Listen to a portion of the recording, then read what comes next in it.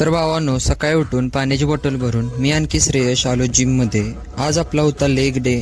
त्यासाठी shoes wear करून warm up केला. आणखी लेगसाठी आज लेग एक्सटेन्शनचे 3 सेट घेतले. त्यानंतर लेग प्रेसचे 3 सेट घेतले. त्यानंतर लेग कर्लचे 3 सेट घेतले. आणखी त्यानंतर मशीन स्क्वॉटचे 3 सेट घेतले.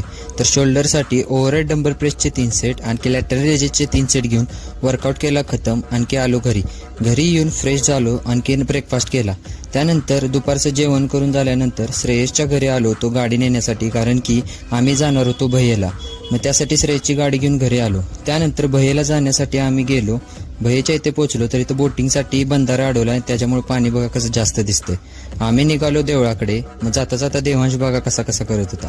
त्यानंतर देवळात आलो. पहिल्यांदा घेतलं रामलिंगाचं दर्शन. त्यानंतर हनुमानजीचं आणखी गणेशजीचं दर्शन घेतलं. त्यानंतर दर्शन घेऊन झाल्यानंतर पायऱ्या उतरून खाली आलो. आणखी बाहेरच्या साईडला यायला निघालो. येता येता मावशीन